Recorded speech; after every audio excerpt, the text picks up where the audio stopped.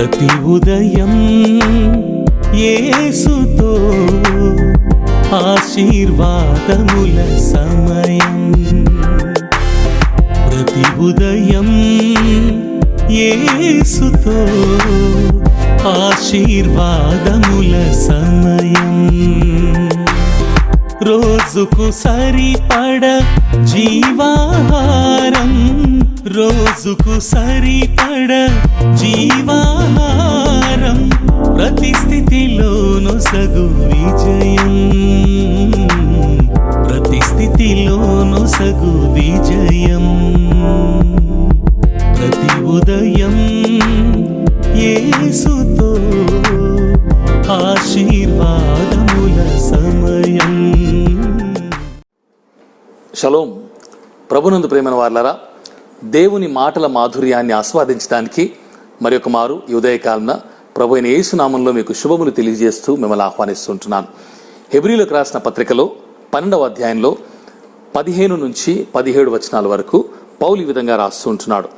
మీలో ఎవడైనను దేవుని కృపను పొందకుండా తప్పిపోవునేమో అనియు, చేదైన వేరు ఏదైనను మొలచి కలవరపరచట వలన అనేకులు అపవిత్రులై పోవుదురేమో అనియు, ఒక్క పూట కూటి కొరకు తన జ్యేష్ఠత్వపు హక్కును అమ్మివేసిన ఏశావు వంటి భ్రష్టుడైనను వ్యభిచారి అయినను ఉండునేమో అనియు జాగ్రత్తగా చూచుకొనిడి. ఏశావు ఆ తర్వాత ఆశీర్వాదము పొందగోరి కన్నీళ్లు విడుచుచు దానికోసము శ్రద్ధతో వెతికినను మారు మనస్సు పొందని అవకాశము దొరకక విసర్జింపబడినని మీరు ఎరుగుదురు అనేటువంటి మాట మనం చూస్తుంటున్నాం. Beloved, I greet you in the wonderful name of our Savior Jesus this morning, and I welcome you to once again taste His sweet and beautiful life-giving words. We are meditating upon Hebrews chapter 12 verses 15 to 17, where Paul writes, "See to it that no one fails to obtain the grace of God, that no root of bitterness springs up and causes trouble, and by it many became defiled, that no one is sexually immoral like Esau, who sold his birthright for a single meal. For you know that afterward, when he desired to inherit the blessing, he was rejected, for he found no chance to repent, though he sought it with tears." ప్రభునందు ప్రేమైనటువంటి వారలారా, రక్షణ కృప ద్వారానే పొంది ఉన్నామనేటువంటి సత్యం మనకు తెలుసు. కాబట్టి రక్షణ కృప ద్వారానే పొంది ఉన్నాము, కానీ దాని కొనసాగింపు మాత్రము క్రమశిక్షణ ద్వారానే అని మనం గుర్తుపెట్టుకోవాలి. Beloved, this morning I would like to begin with once again reminding you that we have been saved through grace. Yes, salvation is through grace, but the continuance of salvation is only through discipline, and that we must remember. ఏశావు కేవలం ఒక్క పూట కూటి కోసం, ఒకే ఒక్క పూట కూటి కోసం తన జ్యేష్ఠత్వపు హక్కును అమ్మివేసుకున్నాడు అని హెబ్రీ పత్రికలో పౌలు జ్ఞాపకం చేస్తుంటున్నాడు. Paul is trying to remind us that Esau sold his birthright for just one single meal, for a meal of one time. ఆదికాండంలో 25వ అధ్యాయంలో 29 నుంచి 34 వచనాలు మనం చూసినప్పుడు ఏ విధంగా తన జ్యేష్ఠత్వపు హక్కును అమ్మివేసుకున్నాడో మనం చూస్తాం. క్లుప్తంగా చెప్పాలంటే, ఒక పూట ఒక దినాన బయట వేటకు వెళ్ళి ఆకలితో మండుటెండలో అలసిపోయి తిరిగి వచ్చినటువంటి పెద్దవాడైనటువంటి ఏశావుకు తన తమ్ముడైనటువంటి యాకోబు బయట ఉన్నటువంటి గుడారములో, ఆరు బయట ఇంటి బయట ఉన్నటువంటి గుడారములో చక్కని ఎర్రటి చిక్కుడుకాయల కూరలు వండుతున్నప్పుడు చూసినప్పుడు ఆకలి వేసి, ఒరే నాకు ఆకలిగా ఉంది, నాకు అన్నం పెట్టు అన్నప్పుడు యాకోబు తనతో బేరసారాలకు దిగుతాడు. దిగి నీ జ్యేష్ఠత్వపు హక్కును నాకు ఇస్తావా అని అడుగుతాడు. అప్పుడు ఏశావు అంటాడు, ఒరే ఆకలితో నేను చచ్చిపోతున్నాను, నా జ్యేష్ఠత్వం తీసుకొని నేను ఏం చేసుకోవాలరా బాబు, ముందు నాకు అన్నం పెట్టు, ఇదిగో నా హక్కు నీకు ఇచ్చేస్తున్నాను, కావాల్సి తీసుకొని చెప్పి ఆ విధంగా తన జ్యేష్ఠత్వాన్ని అమ్మివేసుకొని ఆ ఎర్రటి చిక్కుడుకాయల కూరతో కడుపు నింపుకొని వెళ్ళిపోతాడు. ఆ విధంగా దేవుడు అనుగ్రహించినటువంటి జ్యేష్ఠత్వమును అతడు తృణీకరించినట్టుగా అక్కడ వాక్యంలో మనం చూస్తాం. We saw the story of how Esau sold his birthright for just a single meal, recorded in Genesis chapter 25 verses 24 to 34, where one fine day Esau comes home tired from his hunt and is very hungry, and he finds Jacob cooking up a nice meal of red beans. And then he goes to Jacob and says, "I'm very hungry and I'm about to die, please give me some food." Jacob finds it an opportune moment to start dealing with him and says, "If you give me your birthright, I'm willing to part with the food." And Esau says, "I'm about to die out of hunger, what will I do with my birthright? You first serve me the meal and you can take my birthright." So that way Esau sells off his birthright, and he despises the wonderful birthright, the great privilege that was given to him by God for having been born first to his parents. ప్రియమైన వారలారా, పాతకాలంలో యూదా సంస్కృతిలో జ్యేష్ఠత్వం అనేది చాలా ప్రాముఖ్యమైనది. వారి కుటుంబాల్లో తండ్రికి మొదటిగా జన్మించినటువంటి వాడు చాలా ప్రాముఖ్యమైనటువంటి వ్యక్తిగా అక్కడ రాయబడుతూ ఉంటుంది.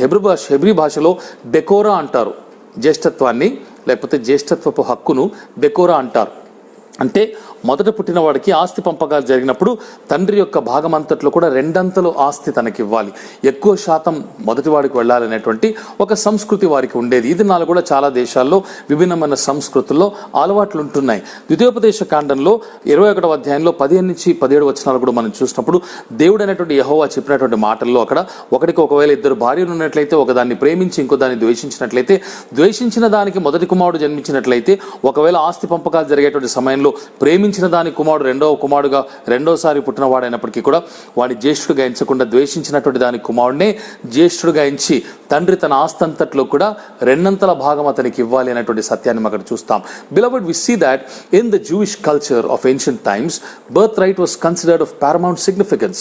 The first child born to a father is considered to have rights, the first rights over the entire property of the father. And in Deuteronomy chapter 21 verses 15 to 17 we see an instance where God reminds his people that if in case a man has two wives and one he loves and one he despises, if the firstborn happens to be the son of the despised woman, the birthright automatically happens to belong to the son of the despised woman, and the father has to part with the double portion of his belongings and his inheritance at the time of distributing his property to children. కాబట్టి ప్రాముఖ్యమైనటువంటి ఈ యొక్క జ్యేష్ఠత్వాన్ని గురించి ఉదయకాలంలో ప్రభు మాట్లాడుతుంటున్నాడు. If one is not eager and careful about keeping his status, that is birthright, there are many others who are very eager to take that place. మనం గుర్తుంచుకోవాల్సిన విషయం ఏంటంటే, జ్యేష్ఠత్వాన్ని మనం భద్రంగా జాగ్రత్తగా ఒకటి కాపాడుకోకపోతే అనేకులు దాన్ని తీసుకోవటానికి సిద్ధంగా ఉన్నారు, దాన్ని మనకన్నా ముందుగా తీసుకోవటానికి వారు ఆసక్తి కలిగి ఉన్నారన్న సత్యాన్ని గుర్తుపెట్టుకోవాలి. దేని గురించి నేను మాట్లాడుతున్నానని చూసినట్లయితే, యోహాను సువార్తలో 1వ అధ్యాయంలో 12-13 వచనాలు చూసినప్పుడు ప్రభు అయినటువంటి యేసుక్రీస్తును గురించినటువంటి మాటలు అక్కడ యోహాను రాస్తాడు. తన్ను ఎందరు అంగీకరించిరో వారికి అందరికీ, అనగా తన నామమునందు విశ్వాసం ఉంచిన వారికి దేవుని పిల్లలగుటకు ఆయన అధికారం అనుగ్రహించిన మాట చూస్తూ, వారు దేవుని వలన పుట్టిన వారే గాని రక్తం వలనైనను శరీరేచ్ఛ వలనైనను మానుషేచ్ఛ వలనైనను పుట్టిన వారు కారు అంటాడు. Why am I telling you all these things is because in John chapter 1, Gospel according to John chapter 1 verses 12 and 13, John writes, "But to all who did receive Jesus Christ, who believed in his name, he gave the right to become children of God, who were born not of blood, not of the will of the flesh, nor of the will of man, but of God." దేవుని మూలంగా పుట్టినటువంటి వారందరినీ కూడా దేవుడు తన జ్యేష్ఠులుగా, తన పిల్లలుగా పిలుచుకున్నట్టుగా మనం చూస్తుంటున్నాం. ప్రియమైన వారలారా, గలతీ పత్రికలో 3వ అధ్యాయంలో 26 నుంచి 29 వచనాల్లో, గలతీ పత్రిక 4వ అధ్యాయంలో 7వ వచనంలో, 2వ కొరింథీ 6:18 కూడా చూసినప్పుడు సర్వోన్నతుడైనటువంటి దేవుని పిల్లలుగా మనకు అధికారం ఇవ్వబడినట్టుగా మనం చూస్తుంటున్నాం. మొదట యూదుల్ని దేవుడు తన ప్రజలుగా, తన పిల్లలుగా ఏర్పరచుకున్నప్పటికీ కూడా అటు తర్వాత క్రీస్తు ద్వారా సర్వ ప్రపంచంలో ఎవరైతే ఆయన అంగీకరించారో, క్రీస్తుని ఎవరైతే అంగీకరించుకున్నారో, ఆయన్ని పొందుకున్నారో, ఆయన స్వీకరించారో వాళ్ళందరినీ కూడా దేవుని పిల్లలగుటకు ఆయన అధికారం ఇచ్చినట్టుగా మనం చూసాం. కాబట్టి జ్యేష్ఠత్వపు హక్కు దేవుడు మనకు క్రీస్తు ద్వారా అనుగ్రహించాడన్న సత్యాన్ని మనం గుర్తుపెట్టుకోవాలి. ఏశావు కేవలం ఒకే ఒక్క పూట కూటి కోసము తన జ్యేష్ఠత్వ హక్కును అమ్ముకున్నాడు. Beloved, we see that in John, as per John, that the verses that we just read, God made us his children. For all those who believed in Jesus Christ and who received him, he made us his firstborn children. Although at one point of time the Jews were the firstborns, but after Christ came into this world, after the gospel was preached to people all around the nations, and all those people who accepted, who listened to the gospel, who accepted Jesus Christ as their savior and received him and believed in his name, all those have been given the spiritual inheritance called birthright by God. And we are the firstborns through Jesus Christ, and we need to remember that fact. Esau sold his birthright for just a single meal. కేవలం ఒకే ఒక పూట కూటి కోసము అతడు దేవుని యొక్క జ్యేష్ఠత్వాన్ని, దేవుడు అనుగ్రహించిన జ్యేష్ఠత్వాన్ని అతడు విసర్జించినట్టు, లేకపోతే తృణీకరించినట్టుగా మనం చూస్తున్నాం. అందుని బట్టి దేవుడు కూడా అతన్ని తృణీకరించాడు అని హెబ్రీ పత్రికలో మనం ఇందాక 12-17 మనం చదివినట్టుగా చూస్తున్నాం. కాబట్టి దేవుని కుమారులు అలాగే కుమార్తెలు దేవుడు అనుగ్రహించినటువంటి జ్యేష్ఠత్వపు హక్కును ఏమాత్రం కూడా విసర్జించకూడదనేటువంటి విషయాన్ని మనం గుర్తుపెట్టుకోవాలి. ఏశావు చూడండి, ఏశావు కాదు కానీ తన తమ్ముడైనటువంటి యాకోబు చూడండి, తనకెంత ఆసక్తో తల్లి గర్భంలో ఉండగానే ఆది కాండంలో 25వ అధ్యాయంలో 22, 26 వచనాల్లో చూస్తాము. 22వ వచనంలో తల్లి గర్భంలో ఉండగానే తన అన్నయ్యతో పెనుగులాడాడు, ఇంకను గర్భాశయంలో ఉండగానే. అలాగే 26వ వచనంలో తన అన్నయ్య తల్లి గర్భంలోంచి బయటకు వెళ్తున్న సమయంలో నేను ముందు వెళ్ళాలని చెప్పి తన అన్నయ్య మడిమను పట్టుకున్నాడంట. అంటే ఇంకను శిశువుగా ఉండగానే ఎంత ఆసక్తి కలిగినటువంటి వాడు. ఆసక్తిని బట్టే అదే అధ్యాయంలో 31 నుంచి 34 వచనాల్లో అన్నయ్యతో బేరసారాలు ఆడి జ్యేష్ఠత్వపు హక్కును కొట్టివేస్తాడు. అటు తర్వాత ఆది కాండం 27వ అధ్యాయంలో 1 నుంచి 36 వచనాల్లో ఎలాగూ తల్లి మాటల చొప్పున వృద్ధాప్యంలో ముదిమిలో కంటి చూపు మందగించిన తండ్రి అయినటువంటి ఇస్సాకును మోసగించి అన్నయ్యకు రావాల్సిన ఆశీర్వాదాలు కూడా తను పొందుకుంటాడో చూస్తాం. కాబట్టి ఆసక్తితో ఉన్నాడు. ఆసక్తి ఇది నాన్న చాలా మందికి ఉన్నది. నేను దేవుని యొక్క రాజ్యంలో ప్రవేశించాలని చెప్పి ఆసక్తి కలిగి ఉన్నారు. కాబట్టి మనం అప్రమత్తంగా ఉండాలి, కానీ ఏమరిపాటుగా ఉండకూడదనే సత్యాన్ని ఉదయకాలంలో ప్రభు మనకు జ్ఞాపకం చేస్తున్నాడు. Many people are eager, just like Jacob was, even while he was in the womb, he struggled with his brother. We see in Genesis chapter 25 verse 22. Thereafter in verse 26, when Esau was coming out of his mother's womb into this world, Jacob did not let go of the heel of his brother. He held on to it firmly so that he can at least try to supplant and come out first. That is the reason he was named as Jacob, which means supplanter. అందుకే యాకోబు అనగా మోసగాడని అతనికి పేరు ఇవ్వబడినట్టుగా చూస్తాం. కాబట్టి we need to be very very careful in this world, because there are many people who are eager just like Jacob, who eventually usurped his brother's birthrights.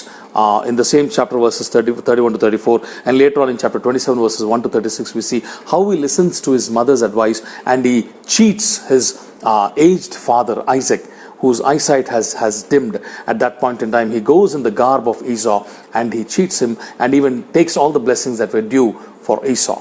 కాబట్టి ఇది నాన్న చాలా మంది దేవుని బిడ్డలుగా ఉన్నటువంటి వారు జాగ్రత్తగా ఉండాలనేటువంటి విషయాన్ని బట్టి నేను మీకు జ్ఞాపకం చేస్తుంటున్నాను. లూకాసు వార్తలో 13వ అధ్యాయంలో మనం చూసినట్లయితే 28 నుంచి 30 వచనాల్లో, లూకాసు వార్త 13వ అధ్యాయము 28 నుంచి 30 వచనాల్లో మనం చూసినట్లయితే అక్కడ రాయబడినటువంటి మాటలు, అబ్రహాము, ఇస్సాకు, యాకోబులను సకల ప్రవక్తలను దేవుని రాజ్యంలో ఉండుటయు మీరు వెలుపలికి త్రోయబడుటయు మీరు చూచినప్పుడు మీరు ఏడ్చుచు పండ్లు కొరుకుదురు.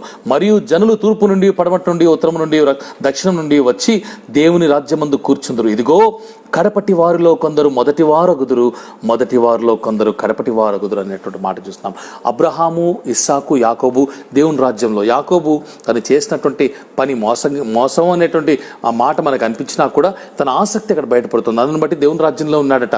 అయితే తూర్పు, ఉత్తర, దక్షిణ అనేకమైనటువంటి పడమట ప్రాంతాల నుంచి జనులు దేవుని రాజ్యంలో ప్రవేశిస్తున్నారు. కాబట్టి కడపటి వారు కొందరు మొదటి వారైపోతారు, మొదటి వారు కొందరు కడపటి వారైపోతారు. మనం మొదటి వారం అని చెప్పి అబ్బా దేవుని బిడ్డలని చెప్పి విర్రవీగుతున్నామేమో, అయితే ఆ గర్వములో, అతిశయంలో కొన్ని సత్యాలు మర్చిపోతున్నామేమో దేవుడు మనకు జ్ఞాపకం చేస్తుంటున్నాడు. In Luke chapter 13 verses 28 to 30 we see, in that place there will be weeping and gnashing of teeth when you see Abraham and Isaac and Jacob and all the prophets in the kingdom of God, but you yourselves cast out. And people will come from east and west and from north and south and recline at the table in the kingdom of God. And behold, some are the last who will be first, and some are first who will be last. Jacob, who was a supplanter, is there along with Abraham and Isaac in the kingdom of God. And people, many of those who did not who despised their birthright were cast out. జ్యేష్ఠత్వాన్ని తృణీకరించిన వారందరూ కూడా వెలపల పండ్లు కొరుకుతూ మిగిలిపోయారు. Therefore he says that some of us who were last will become first, and some of us who were first will become last. What it implies is, if we are not careful about our birthright, about the privilege of being firstborn through Christ, we are in the danger of losing out on those wonderful privileges. కాబట్టి ప్రియమైన వారలారా, యూదులు నిబంధన జనులు, నిబంధన స్వాస్థ్యము, మనము వాగ్దాన స్వాస్థ్యము. 29వ వచనం మనం మాట చూస్తాం. కాబట్టి యూదుడేమి, గ్రీసు దేశస్థుడేమి, ఎవడైతేనేమి క్రీస్తునందు విశ్వసించిన వారందరూ కూడా జ్యేష్ఠులు అన్న సత్యాన్ని మనం గుర్తుపెట్టుకోవాలి. చివరిగా మత్తయి సువార్తలో 11వ అధ్యాయంలో 12వ వచనంలో ఒక మాట చెప్పి నేను ముగించి వేస్తాను. Lastly I would like to take you to Matthew chapter 12 verse 11 and close thereafter. చూడండి, మత్తయి సువార్తలో 12వ అధ్యాయంలో ప్రభు అయినటువంటి యేసు పలికినటువంటి ఒక మంచి మాట మీకు చెప్పి నేను ముగిస్తాను. 11వ అధ్యాయంలో 12వ వచనంలో, Matthew chapter 11 verse 12, where he says, బాప్తిస్మమిచ్చి యోహాను దినములు మొదలుకొని ఇప్పటి వరకు పరలోక రాజ్యము బలాత్కారముగా పట్టబడుచున్నది, బలాత్కారులు దాని ఆక్రమించుకొనుచున్నారు అంటాడు. In English we see in chapter 11 of John verse 12, Matthew chapter 11 verse 12, from the days of John the Baptist until now the kingdom of heaven has suffered violence and the violent take it by force. దాని భావం ఏంటంటే, బలాత్కారంగా పరలోక రాజ్యం పట్టబడుతుంది, బలాత్కారులు దాన్ని ఆక్రమించుకుంటున్నారంటే చాలామంది ఆసక్తితో పక్కకు జరగండి రా అని తోసుకుని లోపలికి వెళ్ళేటువంటి ప్రయత్నం చేస్తారు. అంటే ఆసక్తి కలిగినటువంటి వారు పరలోకంలో ప్రవేశిస్తున్నారు. కాబట్టి మనం జాగ్రత్తగా ఉండాలి. ఒక్క పూట కూటి కోసము ఏషావు ఏ విధంగా తన జ్యేష్ఠత్వాన్ని అమ్ముకున్న తర్వాత కన్నీరు విడిచినా కూడా అతడు కృపను పొందలేకపోయాడు. ఈ దినాన ఒక్క చిన్న పాపము, ఒక్క శరీరేచ్ఛ, ఒక్క శరీర కోరిక, ఒక్క చిన్న తప్పును బట్టి మనం మన జ్యేష్ఠత్వాన్ని కోల్పోయే ప్రమాదంలో ఉన్నామేమో. దేవుడు జాగ్రత్త అని చెప్పి హెచ్చరిస్తున్నాడు. కాబట్టి ప్రభునందు ప్రియమైన వారలారా, పరిశుద్ధమైన జీవితాన్ని మనము అలుసుగా తీసుకోకూడదు. దేవుడు మనకి ఇచ్చినటువంటి ఉచితమైనటువంటి కృపను అలుసుగా తీసుకురాదు. ఈ పరిశుద్ధమైనటువంటి జ్యేష్ఠత్వపు హక్కును మనం అలుసుగా తీసుకురాదు, కానీ జాగ్రత్తగా కొనసాగించాలి, క్రమశిక్షణ కలిగి జీవించాలి. ఒక్క పూట కాదు కదా, ఎన్ని పూటలైనా ఎన్ని శోధనలైనా కానీ జ్యేష్ఠత్వపు హక్కును ప్రాణం పోయినా నేను వదులుకోలేనటువంటి పట్టుదల కలిగి ఉండుటకు దేవుడు మనకు కృపయు జ్ఞానమును అనుగ్రహించును గాక. ఆమేన్. రండి ప్రార్థన చేసుకుందాం. ప్రేమగల మా ప్రియ పరలోకపు తండ్రి, దయగల మా ప్రభావ, మీకు స్తోత్రాలయ్యా. ఏషావు జీవితాన్ని మా ముందుంచావు, నీకు స్తోత్రాలు. జ్యేష్ఠత్వపు హక్కును ఏ విధంగా తను ఆయన ఒక పూట కూటి కోసం తృణీకరించాడు. ఆ తర్వాత కన్నీళ్లు విరుచుచు ఆసక్తితో దాన్ని వెతికినను అతడు నాయన దాన్ని పొందుకోలేక తృణీకరించబడ్డాడని సెలవిచ్చావు, నీకు స్తోత్రాలు. యాకోబు ఆసక్తి వల్ల నాయన ఏషావు ఓడిపోయాడు. ఇది నాన్న అనేకులనైనా బలవంతంగా బలాత్కారంగా పరలోక రాజ్యం ప్రవేశించాలని ఆత్మీయంగా యుద్ధము చేస్తున్నారు, పోరాటం చేస్తున్నారు ప్రభా. Many are fighting a spiritual battle and by violence they are trying to enter into the kingdom of heaven. That doesn't mean that they are trying to shed blood or hurt somebody, but their zeal and eagerness to enter into the heaven is making those who are first go to the last place and the last ones into the first place. కాబట్టి అందును బట్టి అనేక మంది నాయన కడపటి వారు మొదటి వారు అయిపోతున్నారు, మొదటి వారు కడపటి వారు అయిపోతున్నారు జ్ఞాపకం చేశావు. మేము మా జ్యేష్ఠత్వాన్ని క్రీస్తునందు నీవు మాకు అనుగ్రహించినటువంటి నాయన దత్తపుత్రాత్మను ఆ యొక్క నా తండ్రి ఆ కుమార్తెలుగా నీవు స్వీకరించి మాకు అనుగ్రహించినటువంటి ఆ యొక్క స్టేటస్ని, ఆ ఉన్నతమైన స్థితిని మేము కోల్పోక నాయన నా తండ్రి పాపానికి చోటివ్వక ఒక్క పూట జ్యేష్ఠత్వం, ఒక్క చిన్న పాపం, ఒక్క శరీరాశ, ఒక్క దౌర్భాగ్యమైనటువంటి పని, ఒక అబద్ధము, ఒక కంటి చూపు వల్ల, ఒక శరీర కార్యం వల్ల నాయన మేము పడిపోకుండా, దాన్ని కోల్పోకుండా జ్ఞానం కలిగినటువంటి వారమై జీవించటకు సహాయం చేయమని మా ప్రభుని యేసు నామములో ప్రార్థన చేసి స్తుతించి అడిగి పొందుకొని ఉన్నాము తండ్రి. Amen. May the Lord bless you and keep you. Shalom. ప్రతి ఉదయం యేసుతో ఆశీర్వాదముల సమయం.